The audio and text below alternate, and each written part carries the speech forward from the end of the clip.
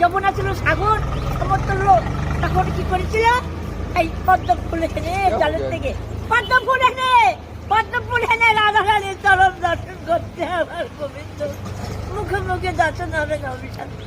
100 বছর পর্যন্ত আমরা দুদিনই পাগল হয়ে যাই, আর 100 বছর পর্যন্ত গোবিন্দ তপস্যা করি রাধারানীর চরণ সর্বোত্তম।